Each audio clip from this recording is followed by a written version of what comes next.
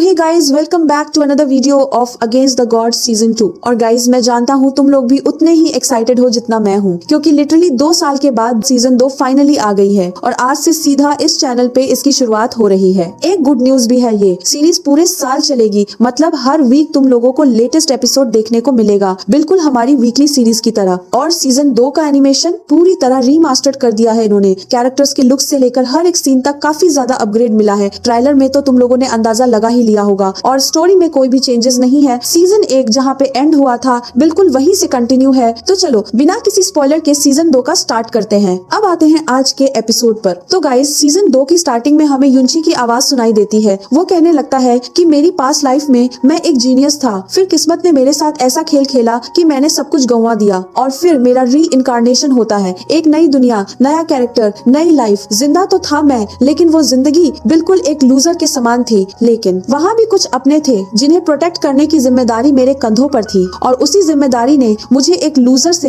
एक ताकतवर इंसान बनने के लिए प्रोत्साहित किया। और फिर शुरू हुआ मेरा कल्टीवेशन जर्नी, एक ऐसा गॉड बनने का सफर जो जेन्युइनली जीनियसेस को स्ले कर सके। मेरे पास था मेरा हेवनली पॉइजन पर्ल और इविल गॉड ब्लड दोनों, और इन्हीं की मदद से मेरा सफर शुरू हुआ। वो आगे बताने लगता है, इस जिंदगी में मुझे सब कुछ मिला। टिया जॉन कॉन्टिनेंट की सबसे खूबसूरत लेडी के साथ मेरी शादी भी हुई। सिर्फ यही नहीं, आगे चल के मैंने ब्लू ड्रैगन और फीनिक्स के ट्रेजर्स हासिल किए। फिर मिस बिंग यून आई मेरी जिंदगी में, जिसके दिल को मैंने चुरा लिया। और प्रिंसेस चैंग यूए का भरोसा, वह तो मुझ पे सबसे ज्यादा यकीन करती है। मैंने अपनी ताकत के दम पर 4 ग्रेट फैमिलीज को पूरी तरह डिस्ट्रॉय किया। 7 एम्पायर्स की माइटी पावर को सीधा खत्म कर दिया। लेकिन मेरा सफर अभी भी खत्म नहीं हुआ, और अगर हेवन खुद मेरे रास्ते में रुकावट बनना चाहेगा, मेरी तकदीर बदलने की कोशिश करेगा, तो मैं हेवन तक को डिफाई करके रख दूंगा। और अगर हेवन को डिफाई करना इविल है, तो मैं युनची एक इविल गॉड बन के रहूंगा। तभी सीन चेंज होता है। अब हमें प्रेजेंट टाइम का सीन दिखाया जाता है। यहाँ पे अनाउंस किया जाता है कि आज से ठीक 5 दिन बाद जो टॉप 10 सेक्स हैं, उनके पास ये चांस होगा कि वह अपने चोजन डिसाइपल्स को सीक्रेट रियल्म ऑफ टियांगशी में भेज सके। और अब हम देखते हैं सीक्रेट रियल्म के बाहर का सीन। फाइनली वो दिन आ ही जाता है। सीन शिफ्ट होता है और अब हम देखते हैं युनची को, जो कि यहाँ पे किंग यू से कहने लगता है कि किंग यू प्लीज मेरी मदद करो, अपना हाथ दो यार, बिल्कुल भी चला नहीं जा रहा, मुझसे साहस नहीं लिया जा रहा, प्लीज। और हमें एक मस्ट एंटरटेनिंग सीन मिलता है। किंग यूनान, जो कि आइस क्लाउड इंपीरियल पैलेस की मेंबर है, वह डायरेक्टली जवाब देती है, नाटक करना बंद करो। यह कहते हुए वह वहाँ से चली जाती है। बेचारा युनची,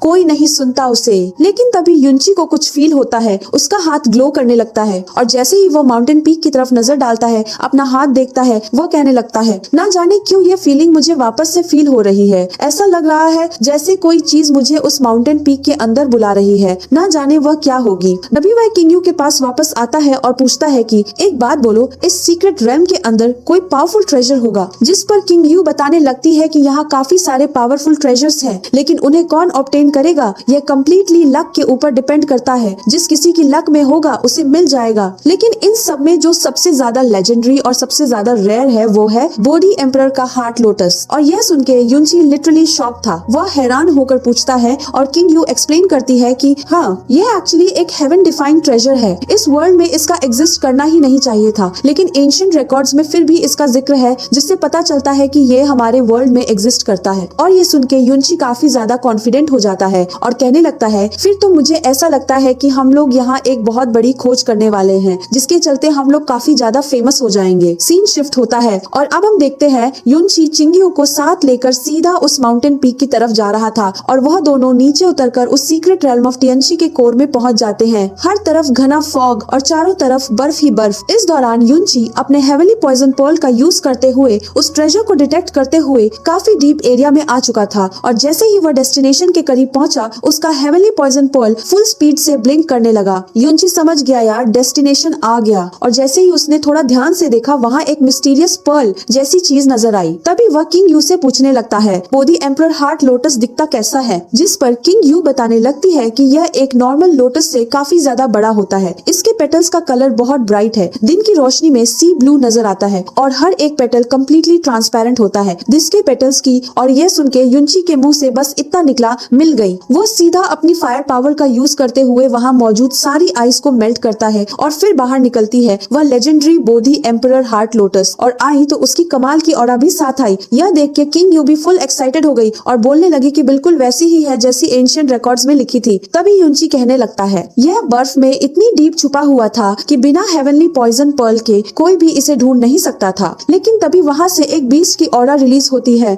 यार फुल गूस बम्प्स वाला मोमेंट था। जमीन हिल गई, एटमॉस्फेयर शिफ्ट हो गया और उनके सामने आ खड़ा हुआ एक प्रोफाउंड मिस्टिक बीस्ट जिसे टियांगसी बीस्ट के नाम से भी जाना जाता है। वह बिना किसी वार्निंग के सीधा इनके ऊपर अटैक करने आया, लेकिन युनची भी बिना किसी देर के अपनी लॉन्ग सोर्ड बाहर निकाली और जैसे ही बीस्ट ने अपना क्लॉ अटैक किया, उसने सीधा अपनी सोर्ड से उस अटैक के 2 टुकड़े कर दिए। लेकिन किंग यू जो बिल्कुल जानती थी कि ये बीस्ट कितना डेंजरस है, वो युनची को अलर्ट करती है हमें यहाँ से भागना चाहिए, और युनची भी यही करता है। लेकिन तभी वह बीस्ट फिर से इनके ऊपर पंजा मार देता है। युनची किसी तरह अपनी पावर से इसे होल्ड करता है, पर बीच में किंग यू उसे पकड़ के अपनी तरफ खींच लेती है और इस चीज से बीस्ट का पूरा ध्यान मिस चिंग की तरफ शिफ्ट हो जाता है। मिस चिंग भी अपनी आइस क्लाउड वॉल प्रिपेयर करती है, लेकिन बीस्ट ने अपने दूसरे पंजे से इतना हेवी अटैक किया कि वो बैरियर कम्प्लीटली शैटर हो गई। सही टाइम पर युनची आके उसे पकड़ लेता है और फिर shadows of star God technique use करते हुए पलक झपकते ही दोनों काफी दूर निकल जाते हैं। युनची कहने लगता है यकीन नहीं होता कि एक प्रोफाउंड मिस्टिक बीस्ट इस ट्रेजर की प्रोटेक्ट कर रहा है। जिस पर किंग यू एक्सप्लेन करती है ये जो बोधी एम्परर लोटस है, ये किसी भी कल्टीवेटर का कल्टीवेशन बूस्ट कर सकती है, उनके पास मिस्टिक पावर हो या ना हो। एक बार इसे कंज्यूम किया जाए तो यह किसी को भी अर्थ फेज मिस्टिसिज्म में पहुंचा देगी। इतने पावरफुल ट्रेजर को प्रोटेक्ट करना यही एक प्रोफाउंड मिस्टिक बीस्ट का काम होता है। और ये सुन के लिटरली कुछ वर्ड्स नहीं थे इसके लिए, मतलब ये चीज इतनी ज्यादा ओवरपावर्ड है। लेकिन तभी वो बीस्ट वापस काफी करीब आ चुका था। युनची सीधा मिस चिंग को काफी दूर फेंक देता है और बोलने लगता है तुम आगे जाओ, मैं इसे डिस्ट्रैक्ट करता हूँ। मिस चिंग उसे आवाज देती है, लेकिन वह किसी की नहीं सुनता, सीधा उस मॉन्स्टर से भी भिड़ने पहुंच जाता है। जैस्मिन जो युनची की कॉन्शियसनेस में थी बाहर अपीयर होती है और कहने लगती है तुम एक नंबर के पागल हो, तुम्हें पता भी है तुम कर क्या रहे हो, तुम एक लड़की के पीछे अपनी पूरी जिंदगी दांव पे लगा रहे हो। युनची पहले से सब प्लान कर रखा था। वह कहने लगता है हाँ तुमने सही कहा, लेकिन मैं कब इसे मारना चाहता हूँ। मेरी जो shadows of star God technique है वो इस मोटे बीस्ट से काफी ज्यादा फास्ट है। मैं बस इसे डिस्ट्रैक्ट करके दूर ले जाना चाहता हूँ ताकि मिस चिंग को यहाँ से निकलने का मौका मिले। तभी सीन चेंज होता है। 3 दिन बाद का सीन, युनची की आंख खुलती है और वह हड़बड़ा के कहने लगता है किंग यू मैं तुम्हें कुछ नहीं होने दे सकता, और फिर रुक जाता है। रियलाइज होता है कि वह सपना देख रहा था। बेचारा युनची, इवन सपने में भी किंग यू की चिंता। हम देखते हैं कि युनची अभी टियांजियन मैनर के गेस्ट रूम में मौजूद है। तभी जैस्मिन कहने लगती है तो तुम्हें होश आ ही गया, 3 दिनों से घोड़े बेच के सो रहे थे, मुझे तो लगा था कभी उठोगे ही नहीं। रैंकिंग बैटल में अच्छा परफॉर्म किया, लेकिन खुद को इतना ज्यादा पुश नहीं करना चाहिए था सिर्फ एक रैंकिंग के लिए। जिस पर युनची जवाब देता है चिंता मत करो, मुझे मेरी लिमिट्स का पता है, मैं कभी ऐसी बेवकूफी नहीं कर सकता जिसमें मेरी जान दांव पे आ जाए। फिर वह जेन्युइनली थैंकफुल होके कहने लगता है मास्टर तुम्हारी वह ग्रेट टाओ बुड्ढा टैक्टिक्स वाकई में काफी एक्स्ट्राऑर्डिनरी है। 3 दिन में ही मैं कम्प्लीटली रिकवर हो गया, नॉर्मल मेथड से तो यह कभी पॉसिबल नहीं होता। तभी जैस्मिन उसे चिढ़ाते हुए कहने लगती है तुम इतने बड़े वाले स्टूपिड हो कि मैं तुम्हें क्या ही बताऊं। तुम्हें सच में लगता है कि एक सेकंड रन वाली ग्रेट टाओ पुट्रा टैक्टिक्स तुम्हें ऐसी तरह रिकवर कर सकती है? युनची फुल श्योर होकर कहने लगता है फिर तुम बताओ और कौन सा रीजन है जिससे तुमने मुझे ठीक किया। और तभी जैस्मिन उसे छेड़ते हुए कहने लगती है वह क्या है ना, बीते 3 दिनों से कोई यहाँ सीक्रेटली तेरे पास आता था, अपनी काफी ज्यादा मिस्टिक पावर्स का यूज करके वह तुम्हें हील करता था। समझ रहे हो ना मैं क्या कह रही हूँ? ये सुन के युनची कहने लगता है तुम्हारा मतलब है कोई लड़का आता था? और जैस्मिन एकदम इरिटेट हो जाती है, तुम एक नंबर के इडियट हो और इडियट ही रहोगे। तभी किसी के आने की आहट फील होती है। जैस्मिन इमीडिएटली डिसअपियर हो जाती है और युनची भी सोने की एक्टिंग करने लगता है। और हम देखते हैं वो आने वाली कोई और नहीं बल्कि च्यू यू यानी कि लिटिल फेरी, जो कि आइस क्लाउड इमॉर्टल पैलेस से बिलोंग करती है। और वो जैस्मिन जो युनची की कॉन्शियसनेस में थी उसे देख के कहने लगती है यार ये लेडी तो एक नंबर की वियर्ड है, देखते जाओ तुमसे सीधे मुंह बात तक नहीं करती, लेकिन वह रोज यहाँ सीक्रेटली आती थी, अपनी मिस्टिक पावर का यूज करके तुम्हें हील करती थी। इतनी सारी पावर्स यूज कर चुकी है बस तुम्हारे लिए। कई में लड़कियों को समझना बहुत ज्यादा कॉम्प्लिकेटेड है। और युनची फुल स्मग मोड में कहने लगता है तुम नहीं समझोगी, जब एक बार अडल्ट हो जाओगी तब समझ आएगा कि वह किस वजह से यहाँ आई है। तभी युनची की आंख खुल जाती है, वह उसका हाथ पकड़ने जाता है, लेकिन लिटिल फेरी वहाँ से जाने लगती है और कहती है ज्यादा सोचने की जरूरत नहीं, वैसे भी यह हालत चिंग की वजह से हुई है और मैं उसकी सीनियर साथी होने के नाते यह मेरा फर्ज है कि मैं तुम्हारी मदद करूं। अब तुम कम्प्लीटली रिकवर हो चुके हो तो मेरा यहाँ कोई काम नहीं। यह कहते हुए वह जाने लगती है। युनची उसे लिटिल फेरी कह के आवाज देता है और वह रुके बिना कहती है मेरा नाम लिटिल फेरी नहीं है, तुम मुझे मिस च्यू या च्यू यूए कह के बुला सकते हो। यह कह के वह जाने लगती है, लेकिन तभी युनची अचानक से खांसी करने लगता है।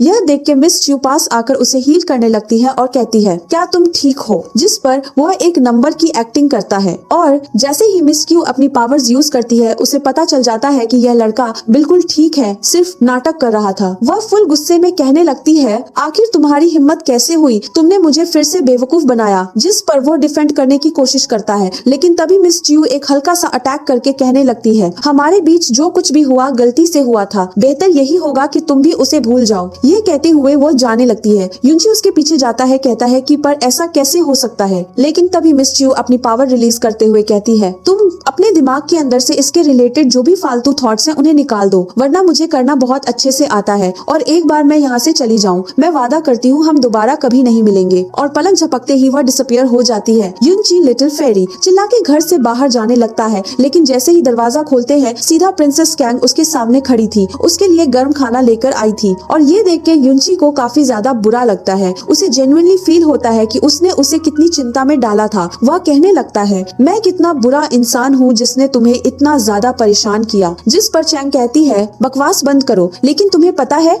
तुमने गैंगफंग रैंकिंग बैटल फर्स्ट प्लेस के साथ जीता है, अब सबकी निगाहें तुम पे हैं, सब तुमसे बदला लेने वाले हैं। स्पेशली जो स्काई बर्निंग सेक्ट है वह तुम्हारे पीछे हाथ धोके पड़ा हुआ है। मुझे डर है कि इस सीक्रेट रेल्म के अंदर वह तुम्हारे साथ कुछ कर ना दे। सुनने में आया है कि वह तुम्हारी जान भी ले सकते हैं। और फुल काम रहता है, चिंता मत करो, मैंने सब कुछ प्लान करके रखा है। हाँ, लेकिन फिलहाल के लिए किसी को मत बताना कि मुझे होश आ गया है। यह सुन के प्रिंसेस कैंग सीधा वह हर्बल सूप उसके हाथों में थमा देती है। तभी गेस्ट रूम के बाहर लिटिल फेरी अपीयर होती है। वहाँ से युनची की आवाज आती है, यार मैं ये नहीं पीने वाला, ये काफी ज्यादा कड़वी है। और चैंग उसे फोर्स करती है और उसकी आवाज लिटिल फेरी सुन लेती है। लेकिन तभी वहाँ से एक बंदा लिंग यूफंग आता है और लिटिल फेरी को देख के कहने लगता है, मिस क्यों आप यहाँ? साथ ही शनयन यूपिंग भी आ जाती है और ये दोनों को देखकर लिटिल फेरी छुप जाती है और उनकी बातें सुनना शुरू कर देती है। वो बंदा कहने लगता है, मैं आइस क्लाउड इमॉर्टल पैलेस ना जाने कितनी बार गया, बस इसी उम्मीद में कि मैं आपसे मिल सकूं, लेकिन कभी मौका नहीं मिला। सोचा नहीं था कि ऐसी जगह मिलना हो जाएगा। लेकिन तभी मिस चू एक आइस बैरियर क्रिएट करती है, फुल वार्निंग मोड ऑन, और कहती है, लॉर्ड लिंग थोड़ा ध्यान से बिहेव कीजिए, मत भूलिए मैं कौन हूँ। और वो बंदा माफी मांगने की कोशिश करता है, पर लिटिल फेरी वहाँ से डिसअपियर हो जाती है। सीन शिफ्ट होता है। अब हम देखते हैं सीक्रेट रियल्म ऑफ टियांगसी के एंट्रेंस का सीन। आज फाइनली वह दिन आ गया, सब लोग अंदर जाएंगे। लॉर्ड लिंग आगे आके कहने लगता है, अब थोड़ी देर में सीक्रेट रियल्म ऑफ टियांगसी का एंट्रेंस ओपन होगा। और तभी आसपास के रूम्स ग्लो करने लगते हैं। एंट्रेंस ब्लू एनर्जी में कवर होते हुए रोटेट करने लगता है। फुल सिनेमैटिक मोमेंट वह कंटिन्यू करता है।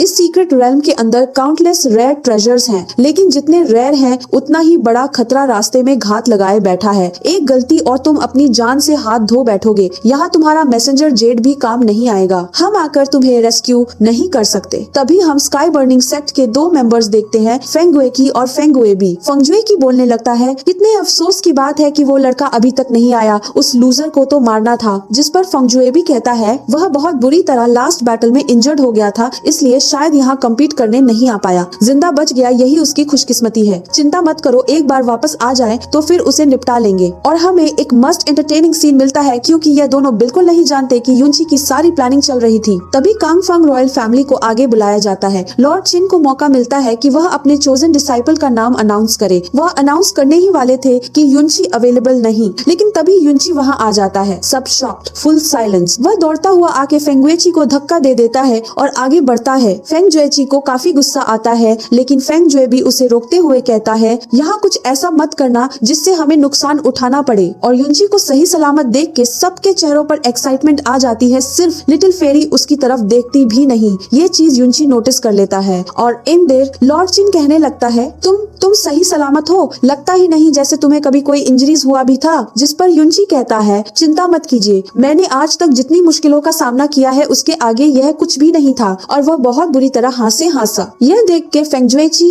और फेंग जुए भी दोनों फुल खुश हो गए। इनकी खुराफाती शुरू हो गई। ये प्लान बना चुके थे कि युनची अभी भी बैडली इंजर्ड है और इस सीक्रेट रेल्म में इसे निपटा सकते हैं। इन्हें नहीं पता था कि यह सारी उसकी प्लानिंग थी, नाटक चल रहा था। सीन शिफ्ट होता है, अंदर जाने का पाथ ओपन हो जाता है। एक एक करके सब लोग अंदर जाने लगते हैं।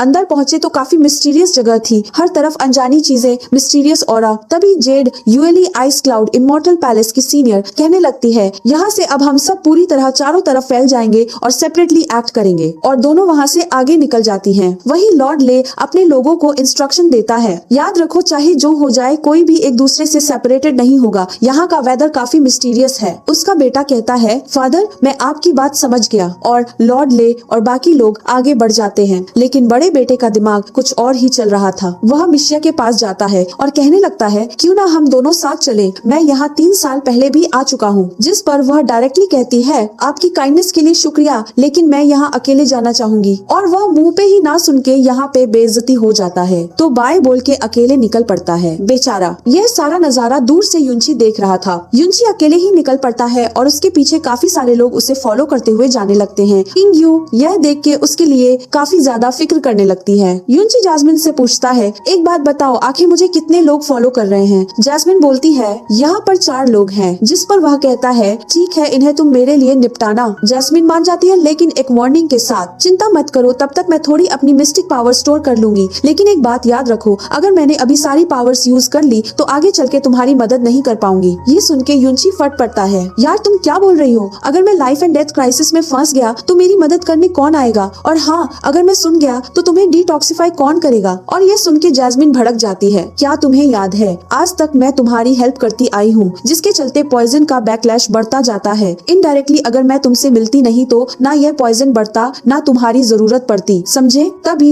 यंग मास्टर जू फंग और उसका साथी आ जाते हैं। युंची इन्हें देख के सीधा कहने लगता है, यार थोड़ा तो यकीन रखा करो अपनी इस बदसूरत सी शक्ल पे। तुम्हें क्या लगता है तुम्हारी इस शक्ल को मैं इतनी आसानी से भूल जाऊंगा? नहीं तो बताओ क्या काम है। मैं पहले ही बता दूं कि मैं फिलहाल बिल्कुल अच्छे मूड में नहीं हूँ। लेकिन तभी एक बंदा डायरेक्टली बोल्ड हो जाता है, देखिए आप चिंता मत करो, हम यहाँ कुछ लेने नहीं आए, हम यहाँ तुम्हें हमेशा हमेशा के लिए भेजना चाहते हैं उस दुनिया में जहाँ से कोई वापस नहीं आता। जिस पर युंची कूली पूछता है, अच्छा कहाँ भेजोगे? और जू फंग सीधा अपनी सोर्ड से अटैक कर देता है। अब इनके बीच काफी इंटेंस बैटल शुरू हो जाती है। एक कमाल का डुअल देखने को मिलता है। युंची बैटल करते करते फुल ट्रोलिंग मोड में कहने लगता है, यंग मास्टर जू फंग एक बात बताओ, आखिर इतना गुस्सा किस बात का? मैंने तुम्हारा क्या बिगाड़ा है? जिस पर वो भड़क के कहता है, तुमने मेरी वुमन चुराई है। ओह हाँ याद आया प्रिंसेस कंग्यू, वैसे पता है लास्ट नाइट वह मेरे लिए गर्म सूप लाई थी, उसने अपने हाथों से मुझे पिलाया। टू बैड इसमें मेरी कोई गलती नहीं, वह मुझसे प्यार में पड़ गई तो मैं क्या करूँ? अगर तुम मुझसे ज्यादा फेमस होते या ज्यादा केपेबल होते तो शायद उसका ध्यान तुम पे जाता, पर मैं इतना स्पेशल हूँ क्या करूँ? और वैसे भी मैं तुमसे काफी ज्यादा हैंडसम हूँ, और तुम्हें पता है कि लड़कियाँ हैंडसम लड़के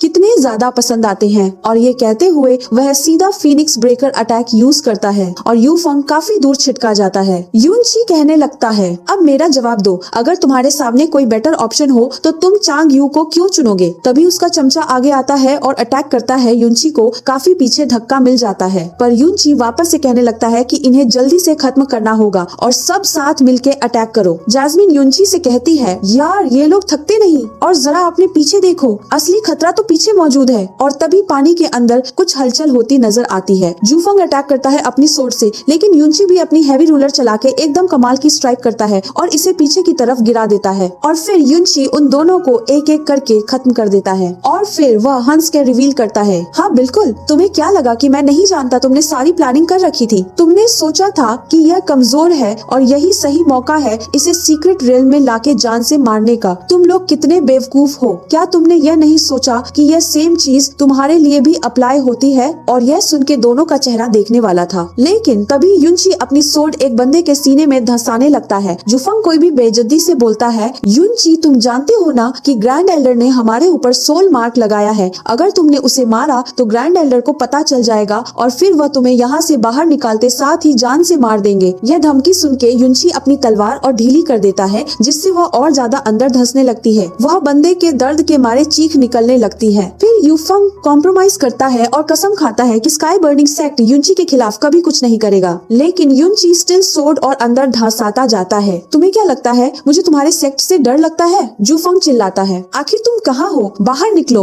और तभी युंची के पीछे एक बड़ा सा वेपन अपीयर होता है, सीधा उसे भेदने के लिए आता है, लेकिन युंची कूली कहने लगता है, अच्छा तो फाइनली आ ही गया। और एंड मोमेंट पे युंची वहाँ से हट जाता है और वो वेपन सीधा उसी बंदे की बॉडी के आर पार हो जाता है। युंची ने पहले से सब प्लान कर रखा था। सीन शिफ्ट होता है। स्काई बर्निंग सेक्ट के एल्डर को पता चलता है कि उनका एक बंदा मार दिया गया। फैन मोरोंग और Fan Moping grand elder Fan grand Moyli के पास पहुँचे और पूछने लगे कि क्या हुआ, जिस पर ग्रैंड एल्डर लड़खड़ाती आवाज में कहता है, जुन मार दिया गया। ये सुन के दोनों एल्डर कम्प्लीटली स्पीचलेस हो जाते हैं और फिर पता चलता है मारने वाले का नाम कोई और नहीं मोटियन बाय है। हम मोटियन बाय को देखते हैं जो काफी बुरा फील कर रहा था। उसके वेपन की वजह से जुन की मौत हो गई थी और फेंगजुएची भी ग्रीफ में है। जुन भाई ऐसा नहीं हो सकता। और इस सिचुएशन में युनची फुल सार्केज्म मोड में कहने लगता है, अरे अरे आपने क्या कर दिया, आपने स्काई बर्निंग सेक्ट के एक मेंबर को मार दिया, कितनी गलत बात है। लेकिन मैं आपकी साहसी की सराहना करता हूँ कि आपने मेरी जान बचाने के लिए इतने बड़े खतरे को अपने सिर पे ले लिया। मोटियन बाय इतना इरिटेट होता है, लड़के मौत तेरे सामने खड़ी है और तुम ऐसे दांत दिखा रहे हो। सीधा अपने स्पीयर से अटैक कर देता है। युनची डिफेंड करता है पर काफी पीछे ढकेला जाता है। लेकिन तभी युनची जैस्मिन को इशारा करता है, लेकिन मोटियन भी उस इशारे को भांप लेता है और फिर सीधा एक मिस्टीरियस अटैक मोटियन बाय के ऊपर हो जाता है। उसके हाथ पे आइस क्रिस्टल्स नजर आने लगते हैं। ये अटैक किसी और ने नहीं बल्कि किंग यू ने किया था। वह अपनी पावर से युनची को अपने पास खींच लेती है और वहाँ से काफी दूर ले जाती है और ये देख के युनची भी शॉक्ड हो जाता है। अच्छा तो अब समझा, वह जो चौथा पर्सन था जो इस सीक्रेट रेल में आया वह और कोई नहीं बल्कि तुम थी। लेकिन मोटियन भी फिर से इनके पीछे आता है और फायर अटैक्स करता है। किंग यू अपने आइस अटैक्स से इन्हें रोकने की कोशिश करती है, लेकिन मोटियन बाय अपने फायर अटैक्स से उन्हें डिस्ट्रॉय करता जाता है। फिर वो अपनी स्पीयर को एक फायर ड्रैगन में ट्रांसफॉर्म कर देता है सीधा किंग यू के ऊपर। अटैक किंग यू इमीडिएटली अपना आइसी फिनिक्स समन करती है और उसे काउंटर अटैक कर देती है, लेकिन वह स्पीयर उस फिनिक्स को डिस्ट्रॉय करते हुए अपनी नॉर्मल शेप में आके मिस चिंग के ऊपर अटैक कर देता है। मिस चिंग अपने आइस विप से इसे रोकने की कोशिश करती है, पर तभी मोटियन बाय आके अपने स्पीयर पे एक भारी किक मारता है और उसके इम्पैक्ट से किंग यू दूर छिटकने लगती है। सही वक्त पे युनची उसे संभालता है और ऊपर से उस इनकमिंग स्पीयर को हवा में ही रोक देता है। लेकिन जब वो अपनी फायर पावर यूज करता है, उसके ड्रैगन और डेविल पावर्स सडनली रेजोनेट करने लगते हैं और इस इम्पैक्ट से युनची भी काफी दूर छिटका जाता है। युनची का हाथ पकड़ के किंग यू वापस भागने लगती है और युनची फाइनली अपना ट्रम्प कार्ड खेलने का डिसाइड करता है। वह जैस्मिन को ऑर्डर देता है, इसे मेरे लिए खत्म कर दो, और ये ऑर्डर मिलते ही जैस्मिन इमीडिएटली बाहर अपीयर होती है। मोटियन भी उसे देख के कहने लगता है, आखिर तुम हो कौन? जैस्मिन एकदम कैजुअली फुल बैडआस मोड में कहती है, मैं वो हूँ जो आज तुम्हें तुम्हारे ग्रैंडफादर याद दिलाने वाली है। अब चुपचाप बताओ तुम कैसे मरना पसंद करोगे। ये कह के वह अपनी फिंगर से एक फुल ऑफेंसिव अग्रेसिव ऑरा उसके ऊपर डालती है, जिसके चलते उसका हिलना भी मुश्किल हो जाता है। और फिर जैस्मिन कहती है, इस प्रिंसेस ने तुम्हें ऑफर दिया था कि तुम अपनी मर्जी से अपनी मौत चुन सको, लेकिन तुमने यह मौका गंवा दिया, तो अब मैं तुम्हारे लिए चूज करूंगी, डिसअपियर, बस एक वर्ड। और जो मोटियन बाय जिसने अभी कुछ देर पहले युनची और किंग यू के नाक में दम कर रखा था on the spot, completely shattered हो गया। यार जैस्मिन कितनी ज्यादा स्ट्रॉन्ग है, ये इस एक सीन ने प्रूव कर दिया। और जरा सोचो, जब ये फुल्ली रिकवर हो जाएगी और पीक पावर वापस आ जाएगी तब क्या कुछ होगा। अपना काम करने के बाद वो वापस युनची के पास आ जाती है। युनची उसे देख के कहता है, इतनी जल्दी? जैस्मिन कूली कहती है, तुम्हें क्या लगता है वह मेरे हाथों से कभी जिंदा बच सकता था? तभी युनची और किंग यू दोनों भागने लगते हैं और काफी दूर पहुँचने के बाद युनची कहता है, वैसे मानना पड़ेगा किंग यू, तुम दिन ब दिन काफी ज्यादा खूबसूरत होती जा रही हो। किंग यू एकदम फ्लैटली कहती है, मुझे पता है कि तुम्हारी थर्राक कभी नहीं जा सकती। जिस पर युनची कहता है, पर ऐसी बात नहीं है, पहले से थोड़ी कम हो चुकी है। और ये सुन के किंग यू हंसी रोकने की कोशिश करती हुई दूर हो जाती है। युनची फुल किंग यू से पूछने लगता है, वैसे किंग यू एक बात बताओ, तुम्हारी टाइमिंग काफी कमाल की थी, कहीं तुम्हें मेरी फिक्र तो नहीं हो रही थी, इसलिए तुम मुझे सीक्रेटली फॉलो कर रही थी। जिस पर किंग यू सीधा जवाब देती है, गलतफहमी में मत रहो, मैं यहाँ से गुजर रही थी, नजर गई तो सोचा जान बचा लूं, अब यहाँ कोई खतरा नहीं तो हमारे रास्ते यहाँ से अलग होते हैं। यह कहते हुए वह दूसरी तरफ जाने लगती है, लेकिन तभी युनची उसके पास जाते हुए ड्रामा मोड ऑन कर लेता है। किंग यू, आखिर तुम मुझे ऐसे कैसे छोड़ सकती हो? तुम्हें पता है यहाँ कितना ज्यादा खतरा है, अगर मोटियन बाय वापस आ गया तो। और किंग यू मन में स्माइल करती है, लेकिन बाहर से इग्नोर करके आगे बढ़ जाती है। और फिर युनची की एक्टिंग शुरू होती है। फुल फिल्मी अंदाज में कहने लगता है, हाँ ठीक है, जाओ जाओ, तुम्हें फर्क थोड़ी पड़ेगा, मैं मर भी जाता हूँ तो भी तुम्हारा यह पत्थर जैसा दिल कभी नहीं पिघलेगा, मैं जानता हूँ, पर एक बात बताओ, अगर मुझे कुछ हो गया तो तुम मेरे बिना क्या करोगी? और ये सुन के मिस किंग यू वहीं रुक जाती है, फिर बिना पीछे देखे कहती है, चुपचाप मुझे फॉलो करो। और यह सुन के युनची खुश होता है, यस मैडम, जैसा आपने कहा वैसा ही करता हूँ। और हमें एक मस्त एंटरटेनिंग सीन मिलता है, सफर शुरू होता है। युनची कहने लगता है, बस वैसे किंग यू, मैंने अभी अभी रियलाइज किया कि तुम्हारा दिल काफी ज्यादा सॉफ्ट है, बाहर से भले ही तुम खड़ूस दिखती हो लेकिन अंदर से तुम्हारा दिल काफी सॉफ्ट। किंग यू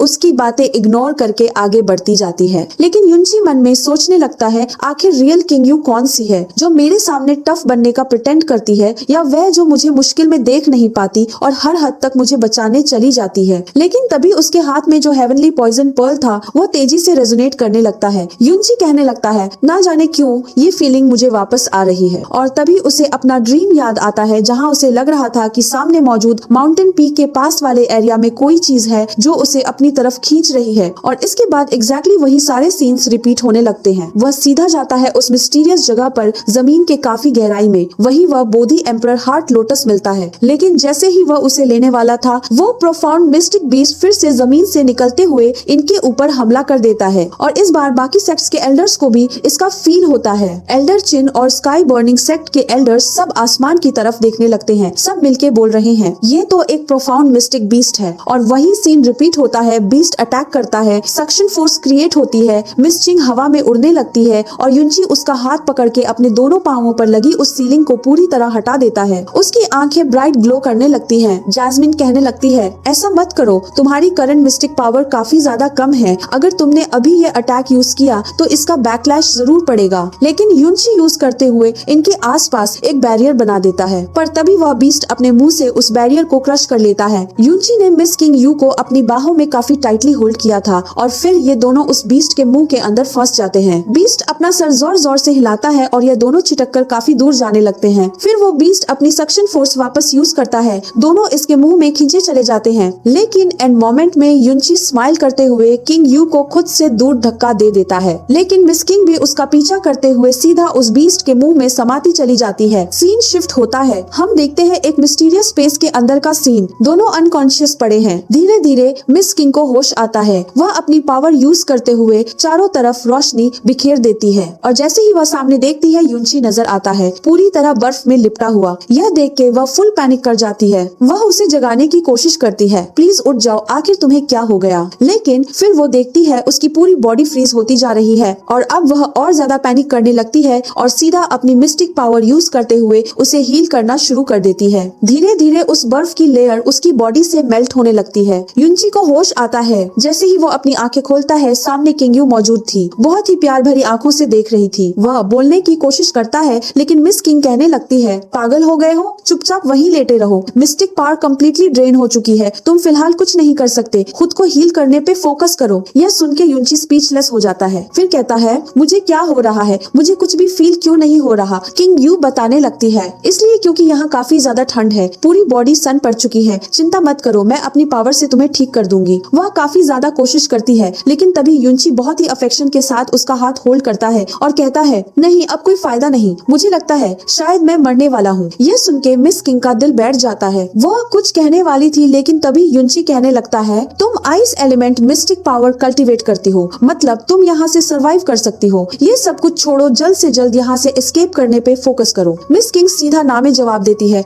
और वापस अपनी पावर यूज करने लगती है। लेकिन युनची उसका हाथ रोक लेता है। मैंने कहा ना तुम यहाँ से निकलो, अपनी मिस्टिक पावर मुझ पे ऐसे जाया मत करो। तभी मिस किंग उसके करीब आते हुए कहने लगती है, तुम इतनी आसानी से कैसे मर सकते हो, अगर हम यहाँ से जिंदा निकलेंगे तो साथ में निकलेंगे वरना कोई नहीं जाएगा। यह सुन के युनची एक प्यारी सी स्माइल करता है और कहने लगता है, किंग यू, मैं इन माउंटेन्स और इन रिवर्स को विटनेस के तौर पे यूज करते हुए तुमसे पूछना चाहता हूँ, बताओ क्या तुम मेरी नेक्स्ट लाइफ में भी मेरी पार्टनर बनोगी? क्या तुम तब भी मेरे साइड बाय साइड रहना चाहोगी? क्योंकि मैं तुम्हारे लिए बहुत कुछ करना चाहता था लेकिन इस लाइफ में मैं कुछ भी नहीं कर पाया। यार फुल इमोशनल मोमेंट था। फिर वो अपने ग्रैंडपा को, अपनी आंट को, जैस्मिन को, लिटिल फेरी को एक एक करके याद करता है और कहता है, grandpa, little aunt, Xiao Jasmine, little fairy, please मुझे माफ कर देना। यह कहते हुए वह अपनी आंखें बंद कर लेता है। उसकी बॉडी ऑलमोस्ट फ्रीज हो चुकी थी। तभी मिस किंग उसका चेहरा टच करती है। आंखों में आंसू आते हैं और कहने लगती है, हमें दूसरे जन्म का इंतजार करने की जरूरत नहीं है। फिर अपनी पावर्स को गैदर करते हुए कहने लगती है, उस दिन उस बैटल में जब तुमने मुझे हराया, उस दिन सिर्फ तुमने मुझे नहीं हराया, तुमने मेरे दिल को भी जीत लिया। तुमने मुझे उसी पल अपने प्यार में डाल दिया और मेरी कोल्डनेस, वह तो बस एक बहाना था तुमसे दूर जाने का। उसकी बॉडी हवा में फ्लोट होने लगती है और वह अपनी सारी फीलिंग्स आज यहाँ अनलीश करती है। इससे फर्क नहीं पड़ता कि मैं लाख कोशिश कर लूँ अपनी फीलिंग्स से भागने की, मैं चाहे खुद को कितना भी समझा लूँ पर अपने इमोशंस पे मैं कभी भी कंट्रोल हासिल नहीं कर सकती। मैं चाह के भी तुम्हें नहीं भुला सकती। तभी वो अपने आइस विंग समन करती है जो आते ही युनची को पूरी तरह कवर कर लेते हैं। वह कहने लगती लगती है, जब तुमने मेरे लिए इतना कुछ किया है तो मुझे तुम्हें ऐसे जाने कैसे दूं? जो इंसान मुझे इतना ज्यादा मैटर करता है, ऐसी कौन सी औरत होगी जो उसे ऐसे मरने देगी? मन में कहती है, आज मैं यहाँ अपनी फीलिंग्स को एक्सेप्ट करती हूँ। मैं शा चिंग यू आज अपनी मर्जी से खुद को तुम्हारे हवाले सौंपती हूँ और मैं इस मोमेंट में तुम्हें कभी भी अकेला नहीं छोड़ूंगी। और तभी उसका फीनिक्स कम्प्लीटली डिसअपियर हो जाता है। उसकी पावर काफी ज्यादा कम हो जाती है, वो ऑलमोस्ट अनकॉन्शियस होने लगती है। लेकिन मन में कहती है, जिस इंसान से शा चिंग यू सबसे ज्यादा प्यार करती है वह कभी ऐसे नहीं मर सकता।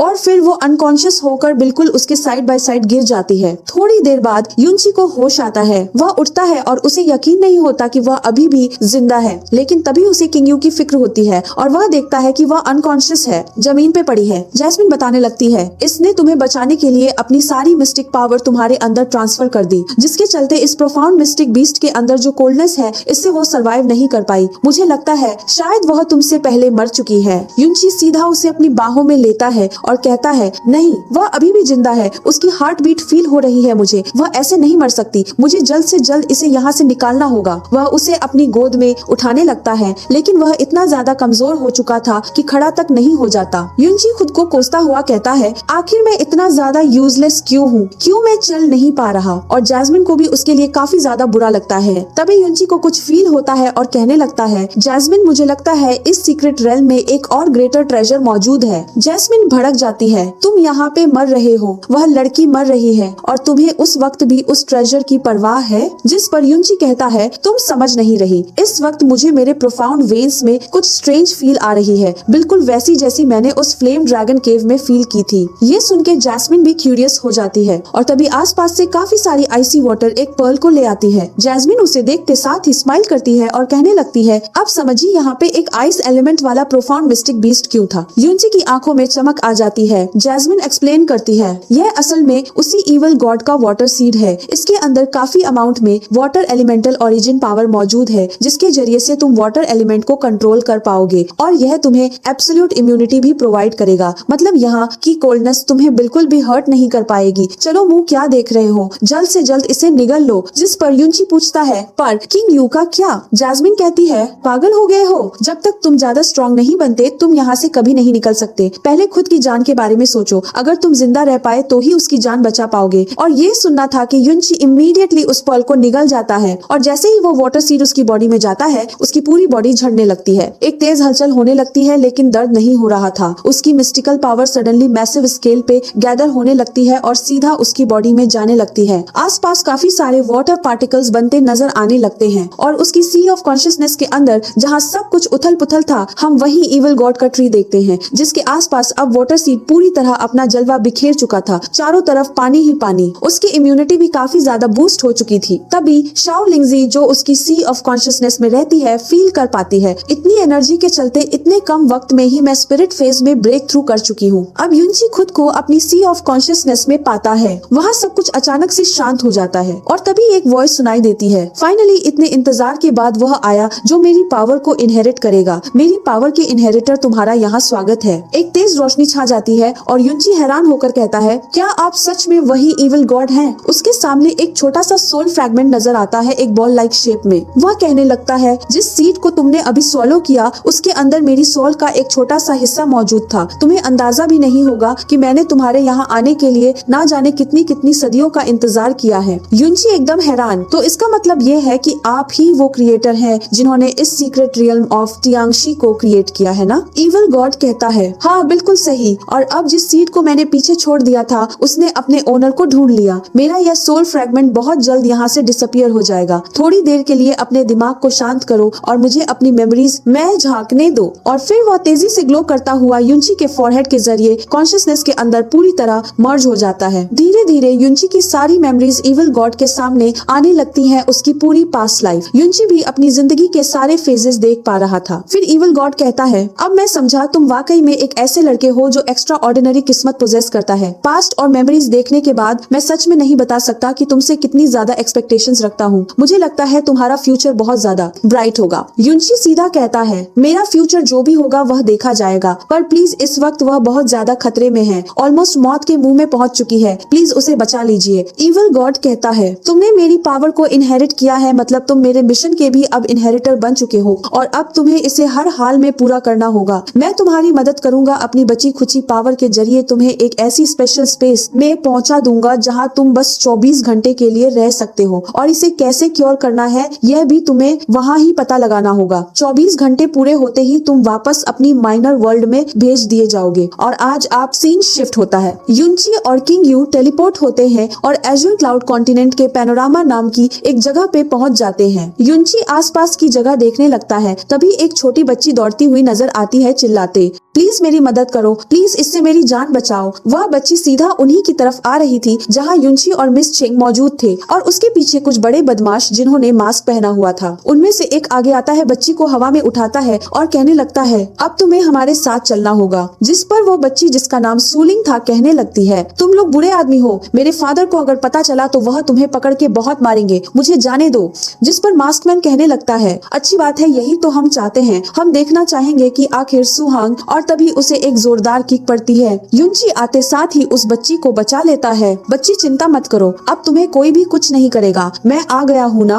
मास्कमैन हैरान, आखिर यह लड़का कहाँ से आ गया, कौन हो तुम, भूलना मत यह इलाका हमारा है, अगर मरना है तो आ जाओ। युनची फुल कामली कहता है, देखो मेरे साथ एक छोटी बच्ची है, मैं इसके सामने खून खराबा नहीं करना चाहता, तुम लोगों को जिंदे रहने का एक मौका देता हूँ, चुपचाप चले जाओ। लीडर हंसते हुए अपना वेपन निकालता है, कहता है कि एक लेवल एक स्पिरिट फेस कल्टीवेटर हीरो बनना चाहता है, लेकिन इससे पहले कि वह कुछ कर पाता, युनची जाता है और उसे घुमा के एक जोरदार पंच मारता है, बिल्कुल फ्लाइंग जेट बना के काफी दूर फेंक देता है। बाकी साथियों के होश उड़े और सब उल्टे पैर भागने लगते हैं। युनची सूलिंग का हाथ पकड़ के सीधा वहाँ ले आता है जहाँ मिस चिंग थी। छोटी बच्ची, तेरी बड़ी सिस्टर की तबीयत ठीक नहीं है, मुझे पहले उसका ख्याल रखना होगा, ठीक है, उसके बाद मैं तुझे तेरे घर जरूर ले जाऊंगा। सूलिंग किंग यू को देखते साथ कहती है, अरे यह तो कितनी ज्यादा खूबसूरत है, पर एक बात बताइए, जमीन पे ऐसे क्यों लेटी है, क्या इन्हें तकलीफ हुई, क्या चोट लगी? और युनची हाँ में जवाब देके अपनी पावर से उसे हील करना शुरू कर देता है। इस दौरान सूलिंग बहुत ही क्यूट वे में अपनी प्यारी प्यारी निगाहों से युनची को देखे जा रही थी। युनची पूछता है, आखिर तुम ऐसा क्या देख रही हो, बताइए। इस सूलिंग कहती है, पता नहीं क्यों, लेकिन जब मैंने आपको पहली बार देखा मुझे ऐसा लगा जैसे आप मेरे बहुत क्लोज हैं, ऐसा लगा जैसे मैं आपको आज से नहीं काफी लंबे ईयर से जानती हूँ। युनची कहता है, शायद इसलिए क्योंकि किस्मत में था कि हम एक दिन जरूर मिलेंगे। मेरा नाम युनची है और तुम्हारा? सूलिंग स्माइल करते हुए बताती है, मेरा नाम सूलिंग है। ये सुन के युनची कम्प्लीटली स्पीचलेस हो जाता है। शॉक्ड होकर पूछता है, क्या वाकई में तेरा नाम सूलिंग है? सूलिंग इनोसेंट अंदाज में कहती है, एक बात बताइए, क्या कोई गड़बड़ है, ये नाम आपको पसंद नहीं आया?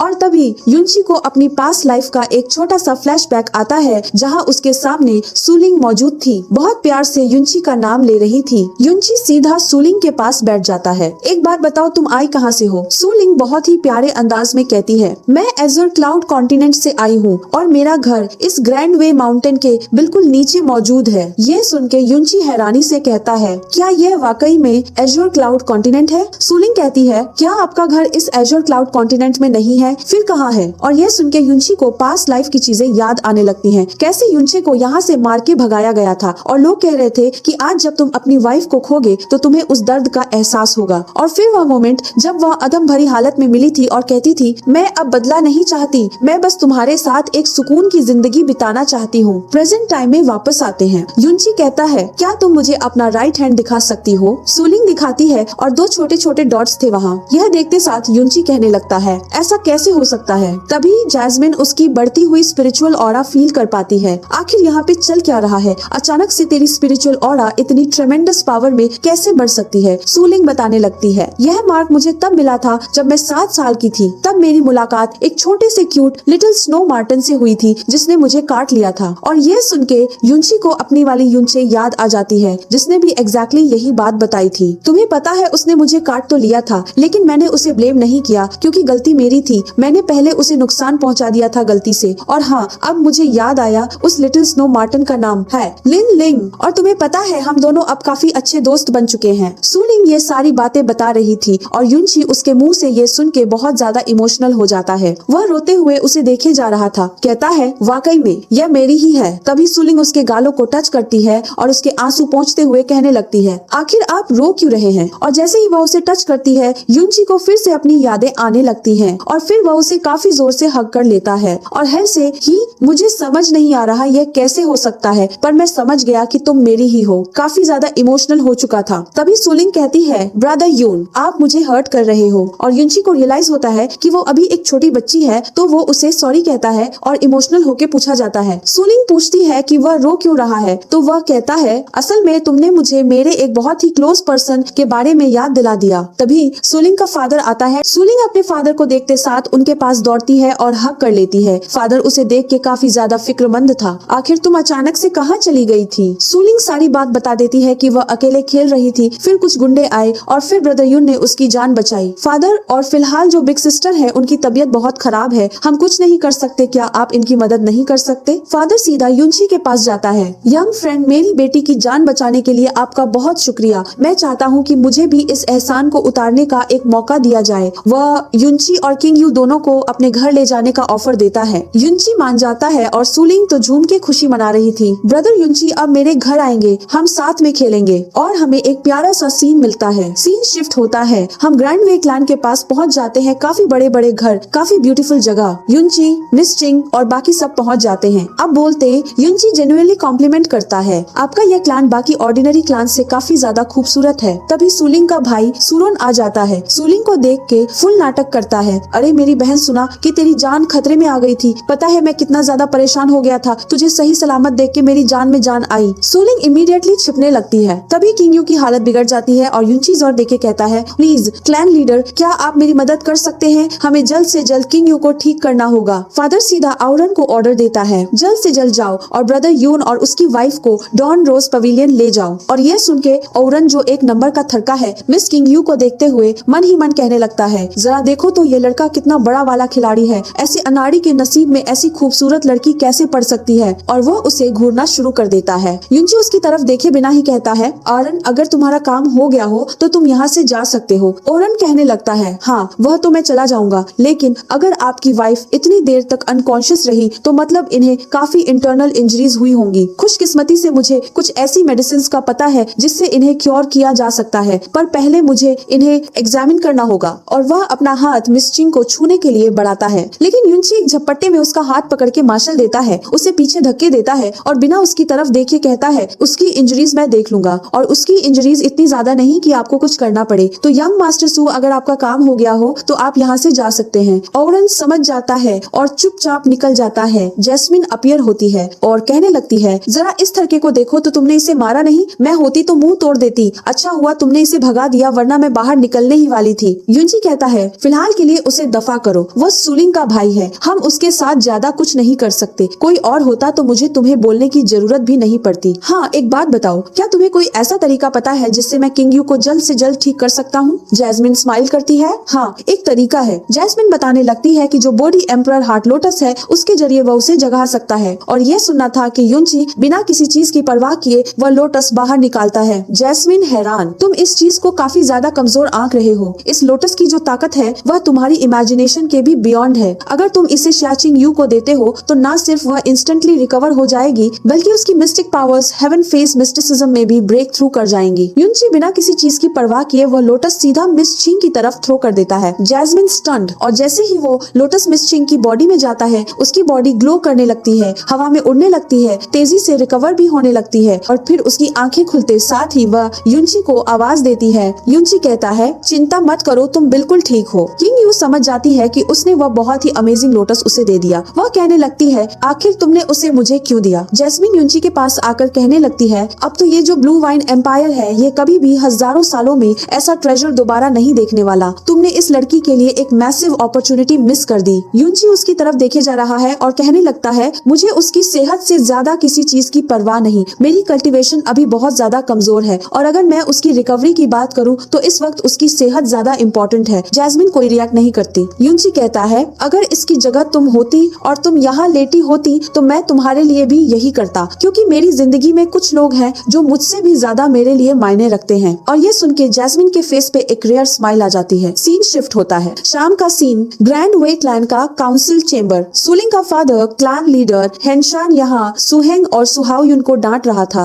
आखिर तुम्हारी हिम्मत कैसे हुई हमारे एंसेस्टर ट्रेजर को चुराने की, और तुमने ब्लैकवुड स्ट्रॉन्गहोल्ड से हाथ भी मिला लिया। तुम लोगों को जरा भी शर्म नहीं आई? एंसेस्टर से नजर कैसे मिलाओगे? तभी सुहेंग का फादर आगे आता है और बोलने लगता है, अगे तुम्हें नहीं पता क्या कि एंसेस्टर ने क्या कहा था? जो टैलेंटेड डिसाइपल लगातार ब्रेक थ्रू करता रहेगा और जिसकी काफी ज्यादा एबिलिटी होगी, उसे क्लैन के सारे ट्रेजर्स दिए जाएंगे। तो बताओ मेरे बेटे ने आखिर क्या गलत किया? मेरा बेटा 20 साल का है, उसकी mistake power already 18th level of spirit phase में पहुंच चुकी है, लेकिन तुम्हारे इन स्टूपिड रूल्स की वजह से मेरा बेटा कब का एक सुप्रीम एक्सपर्ट बन चुका होता, पर कभी कोई ठीक ठाक ट्रेजर नहीं मिला। क्लैन लीडर जवाब देता है, तेरा बेटा हो यू वाकई में टैलेंटेड है, लेकिन वह वर्ल्ड शॉकिंग लेवल पे अभी नहीं पहुंचा जैसा एंसेस्टर ने डिमांड की थी। अगर हमने उसे वह ट्रेजर दे दिया तो ये कम्प्लीटली वेस्ट होगा। एक डिवाइन गिफ्ट को हम ऐसे किसी को नहीं दे सकते, इससे हमारे क्लैन की ग्रेटर अपॉर्चुनिटी ज़ाया हो जाएगी। तभी वह मास्कमैन आगे आता है, मुझे डर है कि ब्रदर हेनशान के ट्रू इंटेंशंस कुछ और ही हैं। यह अपॉर्चुनिटी सिर्फ अपने बायोलॉजिकल बेटे के लिए सेव करके रखना चाहता है। क्लैन लीडर कहता है, अपनी जुबान को लगाम दो और भूलना नहीं कि तुम किसके सामने खड़े हो। तभी ग्रैंड एल्डर सन ली आगे आते हैं। क्लैन लीडर से कहने लगते हैं, बेहतर यही होगा कि तुम चुपचाप वो क्लैन ट्रेजर हैंड ओवर कर दो। मैं ऑलरेडी हमारे काउंसिल एल्डर्स से इस बारे में डिस्कस कर चुका हूँ। Clan leader shock. Grand Elder continue करता है, आज से अभी से हमारा क्लैन ब्लैकवुड स्ट्रॉन्गहोल्ड के साथ कोऑपरेट करेगा, जिसके चलते हम पूरे कॉन्टिनेंट पे साथ मिलकर रूल करेंगे। ये सुन के क्लैन लीडर, ऐसा कभी नहीं हो सकता, ये सरासर गलत है। ग्रैंड एल्डर अपनी पावर एक्टिवेट करते हुए एक टेरिफाइंग प्रेशर डालने लगता है, तुम कुछ ज्यादा बोल रहे हो, चुपचाप जैसा कह रहा हूँ वैसा करो। तभी जैस्मिन को कुछ फील होता है। युनची पूछता है, क्या हुआ? जैस्मिन कहती है, वह प्यारी सूलिंग लगता है वह किसी बहुत बड़ी मुसीबत में फंसने वाली है। युनची हैरान और सीन शिफ्ट हो जाता है। क्लैन लीडर ग्रैंड एल्डर को समझाने की कोशिश करता है। क्लैन लीडर ग्रैंड एल्डर को समझाने की कोशिश करता है, ब्लैकवुड स्ट्रॉन्गहोल्ड ने हमेशा हमारा नुकसान किया है, ये हमारे दुश्मन रहे, इनके साथ कोऑपरेट करना बिल्कुल गलत है। तभी सुहेंग का फादर आग में घी डालने का काम करता है। देखो जरा, क्लैन लीडर हमारे ग्रैंड एल्डर को डिफाई करने की कोशिश कर रहा है, इसको अभी के अभी कैप्चर करो। सारे डिसाइपल्स एक दूसरे का मुंह देखते हैं, लेकिन यह सब पहले से मिले हुए थे। इमीडिएटली घेरा बना के हेनशान को घेर लेते हैं। युनची दूर से यह सब देख रहा था। क्लैन लीडर समझ जाता है कि सब मिले हुए हैं और ग्रैंड एल्डर कहने लगता है, ठीक है मैं ज्यादा बहस नहीं करूंगा, तुम यहाँ से किसी भी डिसाइपल को चूज कर सकते हो जो होयू को हरा पाए। अगर तेरा चुना हुआ बंदा इसे हरा देता है तो मैं मान जाऊंगा कि तुम सही हो और ये ट्रेजर आइडिया ड्रॉप कर दूंगा। क्या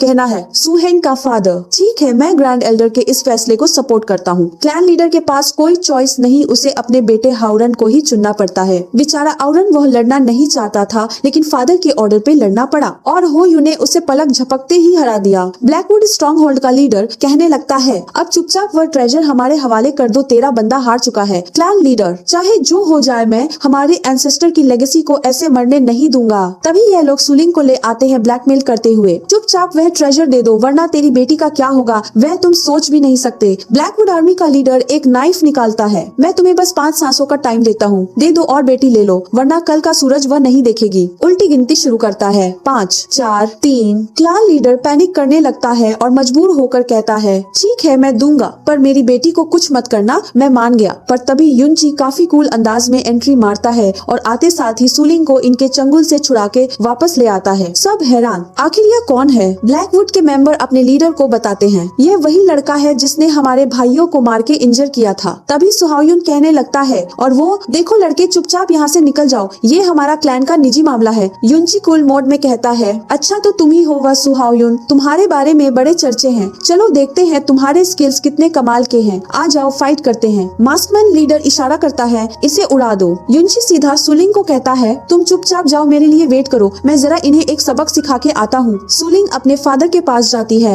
युनची कहने लगता है, हाँ तो बताओ होयू, पहले तुम कौन सी गाल लाल करवाना चाहोगे? खैर छोड़ो, मैं दोनों ही लाल करके रहूंगा, सिर्फ लाल नहीं नीला पीला भी करके छोड़ूंगा। होयू गुस्से में आता है, अपनी सोर्ड से सीधा अटैक करता है, लेकिन युनची उसके हर एक अटैक को डॉज करता है और घुमा के एक जोरदार फायर फिस्ट अटैक उसके पेट में करता है। एक पंच में फ्लाइंग जेट बना के काफी दूर फेंक देता है। होयू का फादर और बाकी सब गुस्से में, मैं तुझे जान से मार दूंगा, सबके सब युनची पे टूट पड़ते हैं। लेकिन युनची अपना हैवी रूलर निकाल के अपने सोर्ड स्किल्स यूज करते हुए बहुत बुरी तरह सबको भी उसी जगह पहुंचा देता है जहां होयू गिरा था। ग्रैंड एल्डर एल्डर अपनी कुर्सी छोड़ के खड़े हो जाते हैं फुल शॉक्ड। सुलिंग खुशी के मारे झूम रही है। युनची ग्रैंड एल्डर के सामने आके कहता है, हाँ तो ये है आपका सो कॉल्ड जीनियस। अब बताइए क्या फैसला किया? आपने कहा था ना कि जो भी इसे हराएगा आप अपना फैसला वापस ले लोगे। ग्रैंड एल्डर, पर तुम तो हमारे क्लैन के मेंबर नहीं हो। युनची हंसने लगता है, अरे अरे लगता है ग्रैंड एल्डर को किसने इन्फॉर्म ही नहीं किया। आपको नहीं पता कि क्लैन लीडर ने ऑलरेडी मुझे अपना दामाद बनाने का फैसला ले लिया है। अपने बेटे का हाथ मेरे हाथ में दे दिया है। जब मिस सुलिंग अडल्ट हो जाएंगी उसके बाद हम शादी कर लेंगे।